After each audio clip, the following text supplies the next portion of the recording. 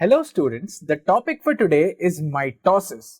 Now students, before moving on to the topic, let's see what we'll understand in this topic.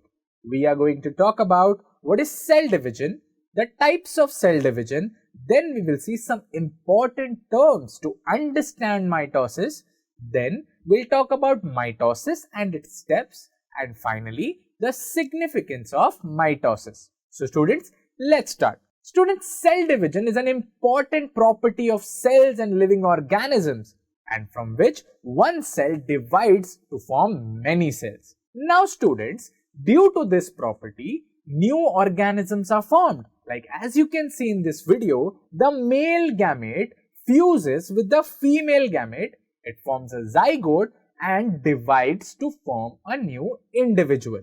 Now let's move on and see the types of cell division. The first one is mitosis. In mitosis, the parent cell divides to form two daughter cells, and both the daughter cells have the same number of chromosomes as of the parents, and that is why mitosis, students, is called as equational division. And mitosis, students, is observed in somatic cells and the stem cells. Now, somatic cells are all the body cells except for the gametes, whereas stem cells are specialized, very important cells which give rise to all the cells of the body. Then students, we move on to meiosis. Now, meiosis, students, is another type of division in which the chromosome numbers of the daughter cell are reduced, and this division occurs in the germ cells, that is formation of sperms and egg. Now let's learn some important terms that will help us to understand mitosis. The first one is cell membrane. Now, the cell's outer boundary is called as the cell membrane. Inside the cell membrane, we have a jelly-like matrix called as the cytoplasm, in which all the cell organelles are floating. Then inside the cell, we have a nucleus, and the boundary of the nucleus is called as the nuclear membrane. In the nuclear membrane, we have a nucleus. Inside the nucleus, there is another organelle called as the nucleolus. Nucleolus is extremely important as its function is to form ribosomes, which are the protein factories of the cell. Now, you can see another cell organelle above the nucleus. Now, they are two rectangular shaped organelles perpendicular to each other. Now, these cell organelles are called as the centriole. Now, this centriole is extremely important in the formation of spindle fibers. Next, students, you have to understand that inside the nucleus we have a DNA. But for cell division or for duplication, DNA has to condenses into chromosomes. Now, let's see how DNA converts into chromosomes.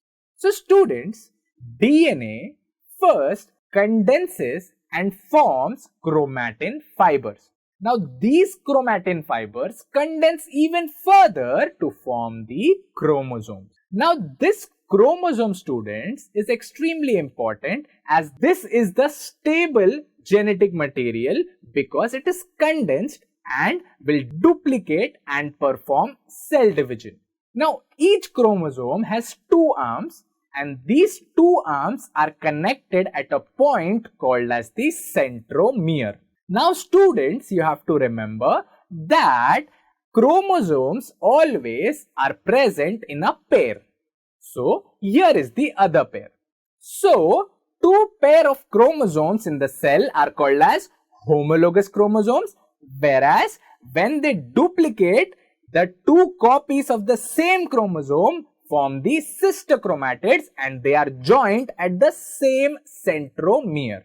And during cell division, these sister chromatid separate. Now next, student, will understand what is diploid condition. Now human cell contains 46 chromosomes, that is 23 pairs of chromosomes, as we just discussed that each chromosome always is present in pair called as the homologous pair. So now students, this 46 chromosomes or the 23 pairs of chromosomes in the human cell is called as the diploid condition and is denoted by 2n. Now you have to understand the cell before division has 2n chromosomes, and for division it has to duplicate the chromosomes, and this 2n gets converted into 4n. So these were some important terms you need to know about mitosis. So let's move on and understand the different steps of mitosis, as we have prepared ourselves with all the important terms. Now mitosis, students, occur in two main steps. First is the karyokinesis, which is the nuclear division, whereas the other step is cytokinesis, which occurs after karyokinesis, and cytokinesis is the division of the cytoplasm. Now students, the step that is karyokinesis or division of nucleus occurs in 4 stages: prophase, metaphase, anaphase and telophase, after which cytokinesis occurs. So let's see each step in detail. So first we start with the prophase, students. In prophase, what happens is the DNA in the nucleus begins to condense and form chromosomes, and they appear like sister chromatids. Okay? Because as we just discussed, for division of the nucleus, chromosomes have to be condensed. Then students, after that, the centrioles, as we discussed, this centriole will duplicate and will start moving to the opposite poles of the cell. After that, students, the nuclear membrane and the nucleolus begin to disappear. So this is the prophase. So in which there is condensation of chromosomes, duplication of centrioles and movement to the opposite poles, and disappearance of nuclear membrane and nucleolus. Next, students, we talk about the metaphase. In metaphase, students, we see that nuclear membrane and nucleolus have completely disappeared and chromosomes have completely condensed. Now these chromosomes arrange themselves at the equatorial plane of the cell. Now what is the equatorial plane of the cell?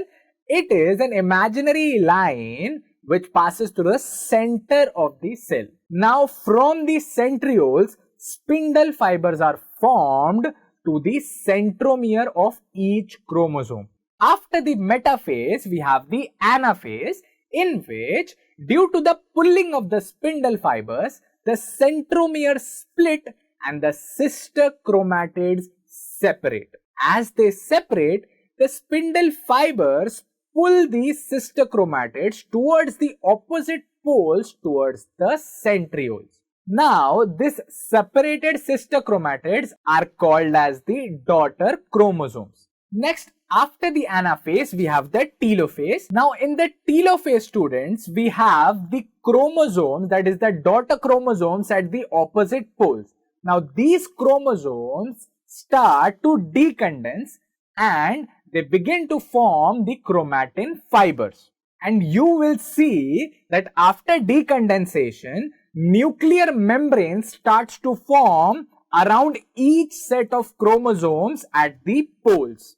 So now you can clearly see we have two nuclei in the cell. These are called as the two daughter nuclei.